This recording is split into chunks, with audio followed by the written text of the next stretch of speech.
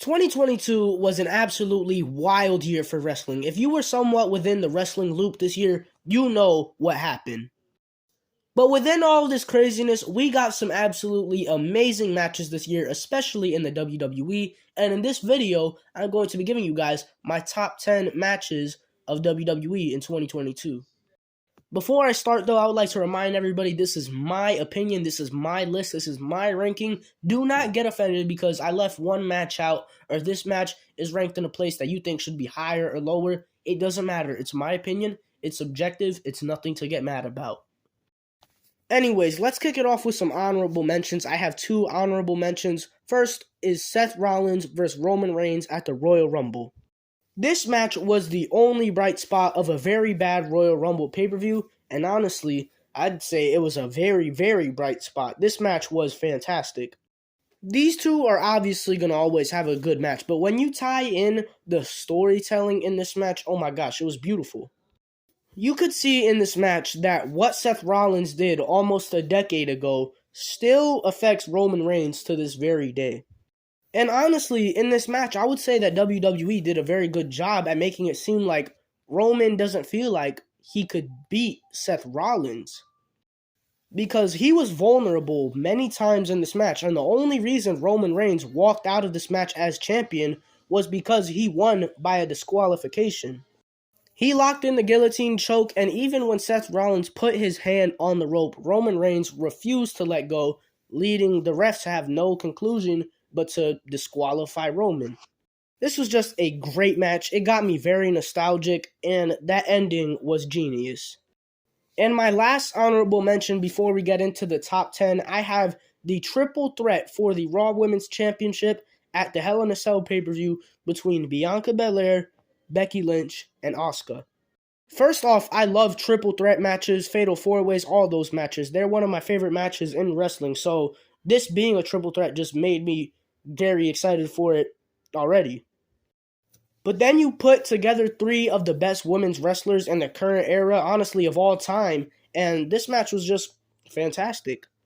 I knew it was going to be a good match, but this exceeded my expectations. In my opinion, this is a top 2 WWE women's match this year. It's honestly crazy to me how underrated this match is. I don't really see anybody talking about this match, and I feel like it deserves to be talked about a lot more. If you haven't seen this match, go watch it. You will love it. But now, let's kick off my top 10 matches of 2022 in WWE, starting off at number 10 with Stone Cold Steve Austin versus Kevin Owens at WrestleMania Night 1. I don't even care if this wasn't the best wrestling match, if it didn't have the best in-ring work. It's Stone Cold Steve Austin wrestling at like 60 years old. He was taking bumps too. Like, it wasn't like, he was just in there doing a couple moves. No, he was having a full-fledged out match, a no-holds-barred match, taking suplexes onto the concrete floor. This was just simply a spectacle. Stone Cold Steve Austin wrestled in 2022. That alone is enough to carry it to the top 10. Kevin Owens obviously did a great job here. This was just a fun conclusion to night 1 of WrestleMania. At number 9, I have Seth Rollins versus Bobby Lashley versus Austin Theory for the United States Championship at Survivor Series.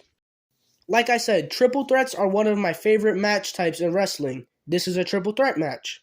Seth Rollins was the specialist in this match who kind of just did a little bit of everything. Obviously, Seth Rollins is one of the best wrestlers in the world. Bobby Lashley was the powerhouse in this match that at times would just bully everybody.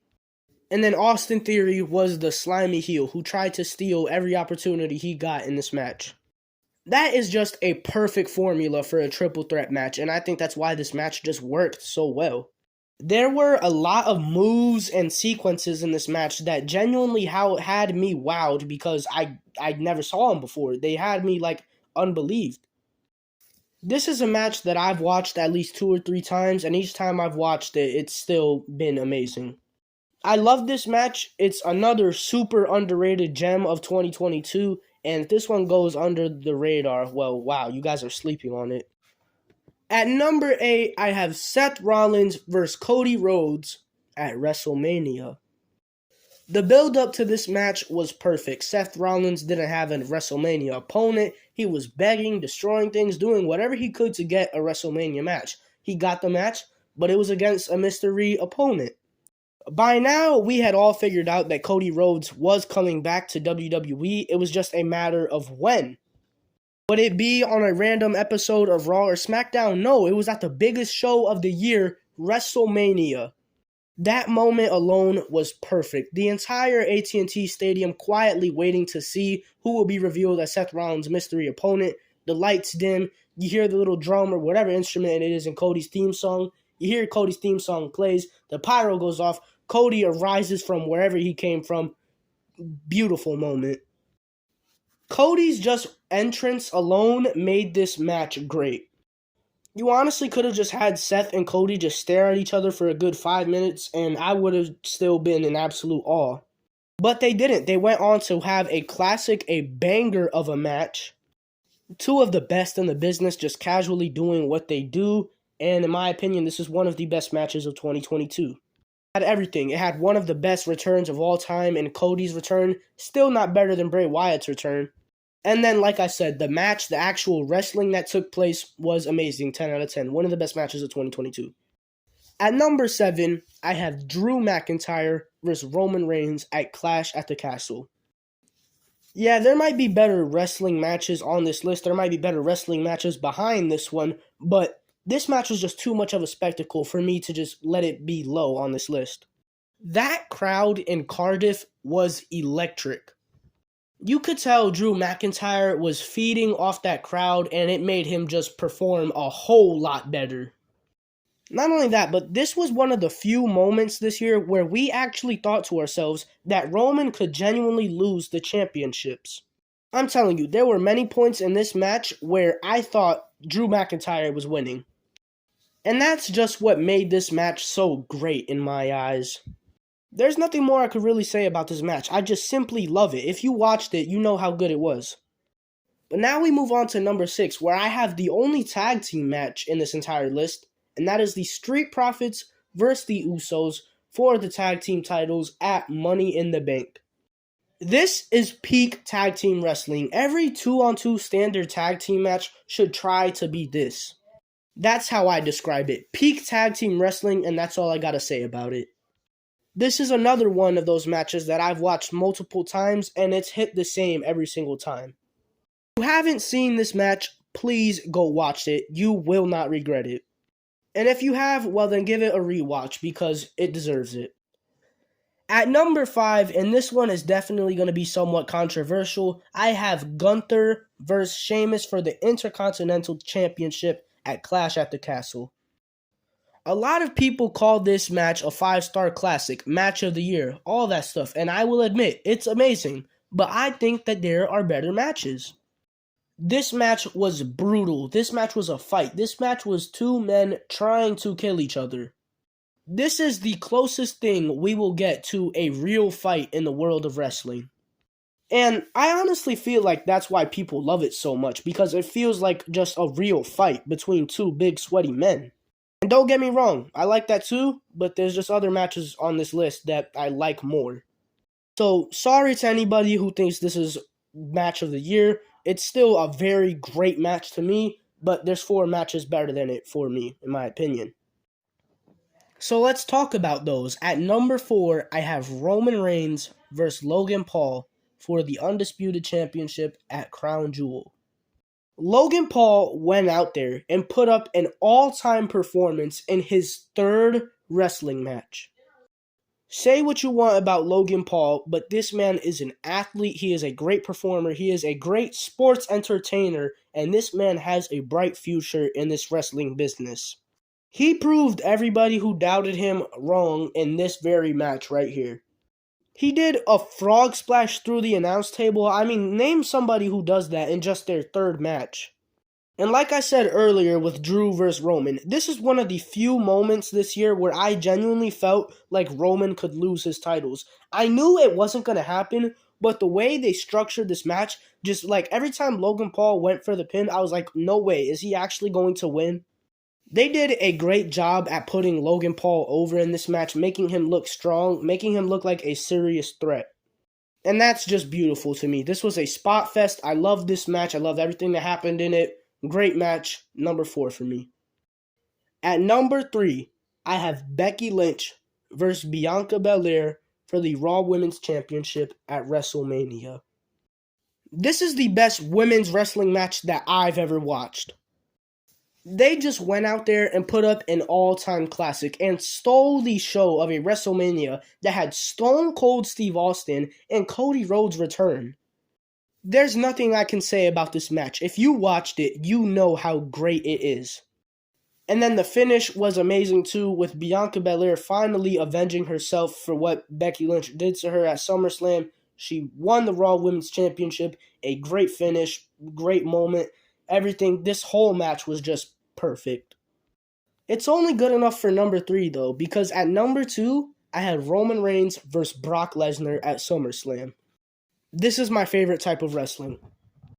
Things being broken, people flying through objects, destruction, carnage, all of that. That is my type of wrestling. Brock Lesnar came down to the ring in a tractor. And I thought, oh, you know what? They're just doing this for his entrance. It's not going to do anything else. It played a part in the match.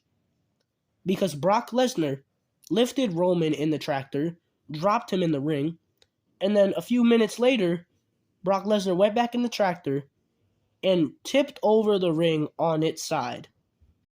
I do not think that has ever happened before. Earlier, when I was talking about Gunther vs. Sheamus, I said how that was a match between two men trying to kill each other. I'm wrong. That was a match between two men trying to hurt each other.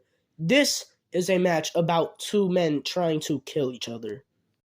That's what I describe it as. That's why I love it so much. This match was pure insanity. But it's only good enough for number 2, because at number 1 is a match that has combined everything I love about wrestling.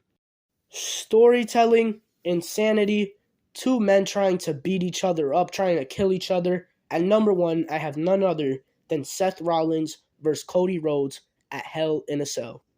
Y'all know how good this match is. What happened in ring is already great enough to make it number 1.